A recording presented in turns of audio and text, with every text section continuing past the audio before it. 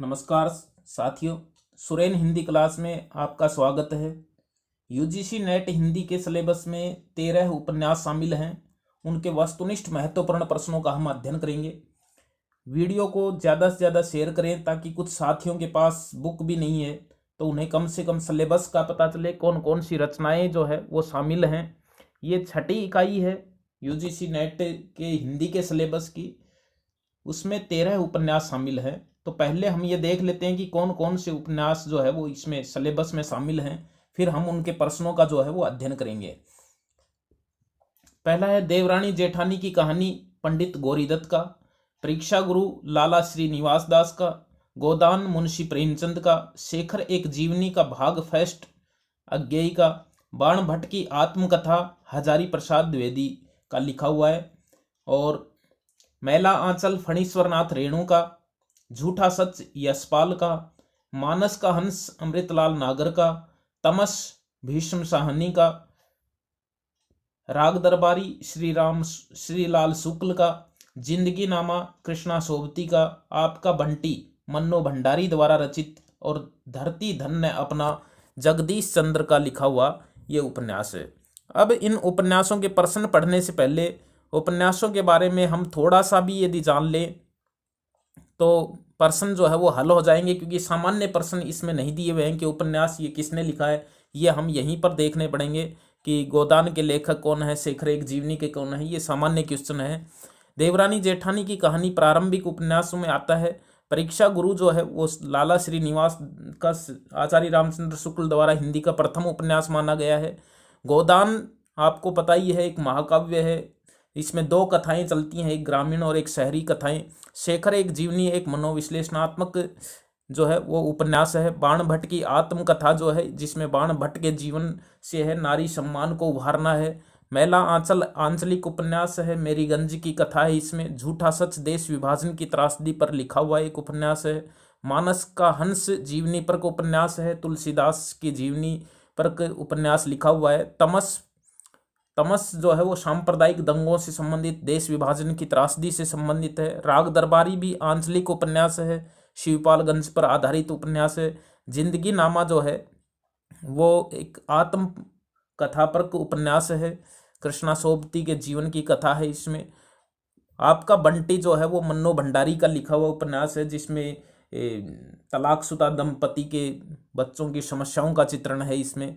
और धरती धन्य अपना जो है वो जगदीश चंद्र का पंजाब की कथा जो है वो इसमें है। पंजाब के दलित गांव की कथा जो है वो इसमें है। अब हम इनके प्रश्नों का अध्ययन करते हैं। इकाई 6 में ये 13 उपन्यास हैं। इनके महत्वपूर्ण प्रश्न है। पहला प्रश्न है कि कौन सा पात्र देवरानी जेठानी की कहानी से संबंधित है। तो इनमें से सर्वसुख जो है वो देवरानी जेठानी की कहानी का एक पात्र है। मुंशी टिकत नारायण और हरसहाय इन दो शहर के अमीरों का उल्लेख किस उपन्यास में है। तो ये भी देवरानी जेठानी की कहानी में है। ये उपन्यास के अंदर 2 अमीर व्यक्ति हैं जिनका उल्लेख इस उपन्यास में किया हुआ है। कौन से उपन्यास में 2 कथा परस्पर चलती हैं, एक ग्रामीण जीवन की और दूसरी शहरी जीवन की। तो वो गोदान है, जिसमें 2 कथाएं चलती हैं गांव की जीवन की, जिसमें किसानों का जीवन है, कृषक जीवन है, होरी की कथा है, और दूसरी शहरी जीवन की कथा है। गोदान में दोनों कथाओं का सेतु कौन सा पात्र है। यदि 2 अलग अलग कथाएं चलती हैं गोदान के अंदर, एक शहरी जीवन की और एक ग्रामीण जीवन की, तो उन कथाओं को जोड़ने वाला कौन सा पात्र है। तो वो है राय साहब अमरपाल सिंह, जमींदार है, और ये जो है ये इस कथा का सेतु है, जिसमें शहर के लोग भी इससे मिलने आते हैं और गांव के लोग भी इससे कर्ज लेने आते हैं। तो जमींदार अमरपाल सिंह इस कथा का जो है वो सेतु है। गोदान का नायक होरी है तथा नायिका जो है वो धनिया है। देखो, ग्रामीण कथा जो है इसमें चलती है, उसमें होरी उसका नायक है, और ग्रामीण कथा को ही प्रमुख माना गया है, इसलिए इसका नायक होरी और नायिका जो है वो धनिया कहलाती है, जो होरी की पत्नी है। किस उपन्यास में शशि एवं शेखर के आत्मीय एवं अंतरंग क्षणों का चित्रण है। तो शशि और शेखर के आंतरिक और आत्मीय चित्रण जो है वो शेखर एक जीवनी में है। अज्ञेय के उपन्यास शेखर एक जीवनी में है। शेखर एक जीवनी उपन्यास की नायिका शशि का विवाह किससे होता है? यानी शेखर से उसका विवाह नहीं होता है, तो नायिका जो इसकी शशि है उसका विवाह किससे होता है? तो उसका विवाह होता है रामेश्वर से। 8वां प्रश्न है, नारी शरीर देव मंदिर की भांति पवित्र है, यह उपन्यास की किस उपन्यास की एक प्रसिद्ध पंक्ति है? नारी शरीर देव मंदिर की भांति पवित्र है, ये बाण भट्ट की आत्मकथा की पंक्ति है और बाण भट्ट का ही ये कथन है उपन्यास में। निपुणिका यानी न्यूनिया, निपुणिका व भट्टिनी किस उपन्यास की प्रमुख स्त्री पात्र हैं? तो ये बाण आत्मकथा की बाण भट्ट हजारी प्रसाद द्विवेदी का लिखा हुआ उपन्यास है, इसी की जो है वो महिला पात्र है। और न्यूनिया और भट्टिनी यानी निपुणिका और भट्टिनी जो है ये दोनों ही बाण भट्ट से जो है वो प्रेम करती हैं। इसमें किस उपन्यास में मदनोत्सव का वर्णन है? तो इसमें बाण भट्ट की आत्मकथा में ये वर्णन आता है, सरस्वती मंदिर में होता है और कहते हैं प्रतिवर्ष जो है वो मदनोत्सव जो है वो मनाया जाता है। तो इसका वर्णन जो है वो बाण भट्ट की आत्मकथा में है। बाण भट्ट की आत्मकथा उपन्यास कितने उच्छ्वासों में विभक्त है? तो ये इसमें जो इसके विभक्त कर रखा है इसको, वो 20 उच्छ्वासों में विभक्त किया हुआ है उपन्यास। 12 नंबर का प्रश्न है, बलदेव, बावनदास और कालीचरण किस उपन्यास के पात्र हैं? तो बलदेव, बावनदास और कालीचरण जो है वो मैला आंचल के पात्र हैं। मैला आंचल फणीश्वर नाथ रेणु का आंचलिक उपन्यास है। आंचलिक उपन्यास है तो प्रश्न ये भी आता है कि ये कौन से गांव पर केंद्रित है? मैला आंचल उपन्यास किस गांव पर केंद्रित है? तो ये पूर्णिया जिले के मेरीगंज गांव पर केंद्रित है जो बिहार में है। 14 नंबर का प्रश्न है, झूठा सच उपन्यास 2 भागों में विभाजित है, पहला भाग वतन का देश है, दूसरा भाग का नाम क्या है? यानी 2 भागों में विभक्त है, विभाजित है। तो पहला भाग वतन और देश है, दूसरा भाग जो है वो देश का भविष्य है। देश का भविष्य इसके दूसरे भाग का नाम है। 15 नंबर का प्रश्न है, जगदेवपुरी किस उपन्यास का प्रमुख पात्र है? जगदेवपुरी जो है ये यशपाल के झूठे सच का ही एक प्रमुख पात्र है। और झूठा सच में 16 नंबर का प्रश्न है, झूठा सच में जयदेवपुरी की बहन कौन है जो क्रांतिकारी विचारों से लबरेज है? इनकी बहन है इस उपन्यास में जो महत्वपूर्ण भूमिका निभाती है, क्रांतिकारी विचारों से लबरेज है, और उसका नाम है तारा। कनक जो है वो इनकी पत्नी का नाम है। उपन्यास में कनक जो है वो इनकी पत्नी का नाम है। गोदान उपन्यास का कौन सा पात्र बुद्धिजीवी वर्ग का प्रतिनिधि है? गोदान उपन्यास का कौन सा पात्र बुद्धिजीवी वर्ग का प्रतिनिधि है तथा प्रेमचंद का प्रवक्ता भी है? तो वो प्रोफेसर मेहता है। प्रेमचंद का प्रवक्ता का मतलब है कि इसमें जो बात प्रोफेसर मेहता कहता है यानी वो मुंशी प्रेमचंद के विचार हैं, जो इस प्रोफेसर मेहता के माध्यम से उपन्यास में कहलवाए गए हैं, तो उसको प्रेमचंद का प्रवक्ता भी कहा जाता है। 18 नंबर का प्रश्न है कि आपका बंटी उपन्यास में किस समस्या का चित्रण है? तो इसमें तलाकशुदा दंपति के बच्चों की समस्या का जो है वो इसमें चित्रण है। 19 का प्रश्न है, इनमें से किस उपन्यास को साहित्य अकादमी पुरस्कार मिल चुका है? तो इनमें से राग दरबारी को मिल चुका है, गोदान को नहीं मिला, परीक्षा गुरु को आपका बंटी। राग दरबारी को इनमें से साहित्य अकादमी पुरस्कार मिल चुका है। और एक ऐसा उपन्यास जो 1968 में प्रकाशित हुआ और 1969 में इसे साहित्य अकादमी पुरस्कार मिल गया था, यानी प्रकाशन के अगले ही वर्ष साहित्य अकादमी पुरस्कार मिला था। किस उपन्यास में पंजाब के दोआब क्षेत्र के दलितों की कहानी है? पंजाब के दोआब क्षेत्र के दलितों की कहानी है तो वो है धरती धन्य अपना। जगदीश चंद्र का उपन्यास धरती धन्य अपना जो है वो पंजाब की कथा है इसमें। 21 का प्रश्न है, धरती धन्य अपना का केंद्रीय पात्र कौन है? तो इसका केंद्रीय पात्र जो है वो काली है।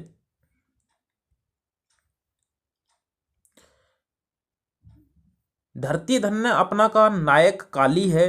काली कितने वर्ष बाद शहर से गांव लौटता है। ये कमाने के लिए जो है वो काम करने के लिए शहर चला जाता है कानपुर में, तो फिर वहां से इसको गांव की याद आती है, अपनी चाची की याद आती है, ये वापस आ जाता है। कितने वर्ष के बाद में गांव आता है? 6 वर्ष के बाद में ये गांव लौट करके जो है वो आता है।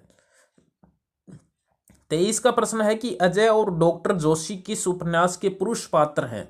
तो अजय और डॉक्टर जोशी जो है वो आपका बंटी के पुरुष पात्र हैं। मन्नू भंडारी का उपन्यास है। 24 का प्रश्न है मानस का हंस उपन्यास किसकी जीवनी पर उपन्यास है? किसकी जीवनी है इसमें? तुलसीदास की जीवनी है इसमें। 25 का प्रश्न है कि मैना कहारिन, रत्ना, रजिया, बेनी माधव, रामू द्विवेदी, बकरीद, बूढ़ा रमजानी, शिवदिन दुबे, भैरव सिंह किस उपन्यास के पात्र हैं? तो ये जो है ये मानस का हंस के पात्र हैं। 26 का प्रश्न है स्त्री और धन की लूट का नाम ही कलिकाल है, सारे पाप यहीं से आरंभ होते हैं। किस उपन्यास की पंक्ति है? कि स्त्री और धन की लूट का नाम ही कलिकाल है, सारे पाप यहीं से आरंभ होते हैं। किस उपन्यास की पंक्ति है? तो ये मानस का हंस की पंक्ति है और तुलसीदास के ही इस पंक्ति को बोलता है इसमें। 27 का प्रश्न है कृष्णा सोबती का जिंदगी नामा उपन्यास किस प्रकार का है? जिंदगी नामा उपन्यास जो है वो आत्मकथा पर उपन्यास है, जिसमें कृष्णा सोबती के बचपन का, यौवन का और वृद्धावस्था का सभी का वर्णन जो है वो इसमें किया हुआ है। कृष्णा सोबती के वृद्धावस्था का तो नहीं है, लेकिन बचपन का और यौवन का वर्णन जो है वो इसमें है। वह उपन्यास जिसको लेकर उपन्यासकार ने 25 वर्ष कोर्ट में केस लड़ा। वह उपन्यास जिसको लेकर उपन्यासकार ने 25 वर्ष कोर्ट में केस लड़ा तो वो है जिंदगी नामा। यानी कृष्णा सोबती ने अपने इस उपन्यास के शीर्षक को लेकर 25 वर्ष तक कोर्ट में जो है वो केस चला था।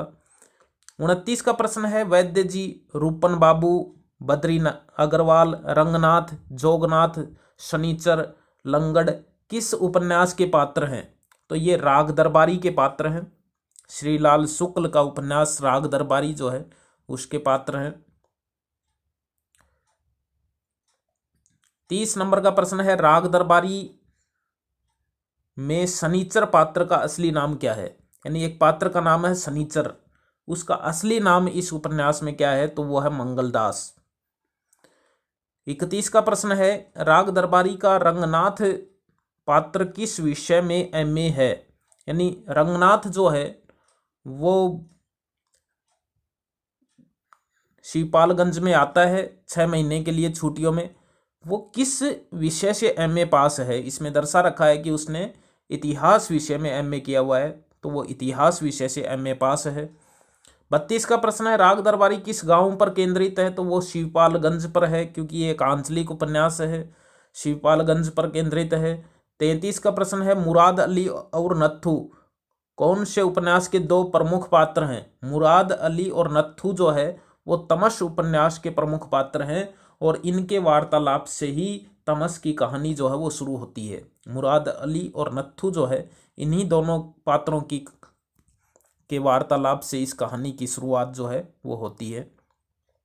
34 का प्रश्न है किस उपन्यास में मदन मोहन के पतन और सुधार की कहानी है? मदन मोहन जो है उसके पतन और सुधार की कहानी है। एक रईस व्यक्ति है, पतन होता है उसका, फिर उसमें सुधार होता है। तो ये परीक्षा गुरु के अंदर जो है कि एक कहानी है। 35 का प्रश्न है परीक्षा गुरु में मदन मोहन का सच्चा मित्र कौन है? तो मदन मोहन जो है उसका सच्चा मित्र ब्रज किशोर है। ब्रज किशोर जो है वो इसका सच्चा हितैषी है, मित्र है। बाकी चुनीलाल, शंभुदयाल और बैजनाथ ये तीनों ही इसको ठगते हैं, इनके संपर्क में आकर वो बर्बाद हो जाता है और उसका पतन हो जाता है। फिर ब्रज किशोर जो है वो उसको सच्चा रास्ता जो है वो दिखाता है। 36 का प्रश्न है कौन सा पात्र गोदान में शहरी जीवन की कथा का नहीं है? यानी शहरी जीवन की कथा का कौन सा पात्र नहीं है? तो प्रोफेसर मेहता शहरी है, मालती भी शहरी है, ओंकारनाथ भी इसमें एक संपादक है पत्र का, वो भी शहरी है। हीरा जो है वो होरी का भाई है, जो ग्रामीण कथा से संबंध इसका है, और हीरा ने ही जो है वो उसकी गाय को जो है वो मारने का कारण जो है वो हीरा ही बना है। 37 का प्रश्न है, गोदान के किस पात्र का कथन है कि पश्चिम की नारी आज गृह स्वामिनी नहीं रहना चाहती, भोग की विदग्ध लालसा ने उसे उत्सृंखल बना दिया है। यानी गोदान के किस पात्र का ये कथन है कि पश्चिम की नारी आज गृह स्वामिनी नहीं रहना चाहती, भोग की विदग्ध लालसा ने उसे उत्सृंखल बना दिया है। तो ये प्रोफेसर मेहता का कथन है। 35 का प्रश्न है कि जहां प्रेम जितना उग्र होता है वहां वैसी तीखी घृणा भी होती है। जहां पर प्रेम जितना उग्र होता है वहां पर वैसी ही तीखी घृणा भी होती है। तो ये पंक्ति किस उपन्यास की हैं? तो ये शेखर और एक जीवनी की पंक्तियां हैं, जिसमें ये पंक्तियां जो है वो शेखर ही कहता है।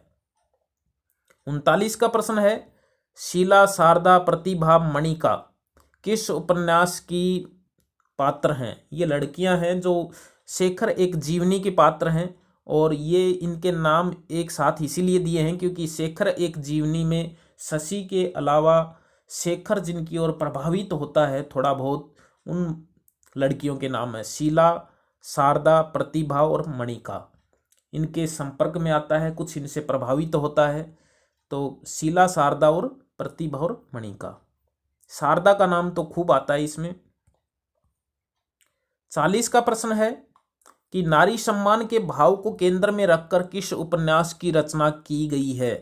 तो नारी सम्मान के भाव को केंद्र में रखकर जो है वो हजारी प्रसाद द्विवेदी के उपन्यास बाण भट्ट की आत्मकथा में जो है वो इनकी रचना जो है वो की गई है।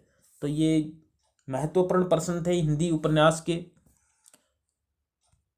प्रश्न अच्छे लगे हों तो करबद्ध निवेदन है आपसे साथियों कि आप इस वीडियो को ज़्यादा से ज़्यादा शेयर करें ताकि साथियों के पास ऐसे प्रश्न जो है वो पहुँचे।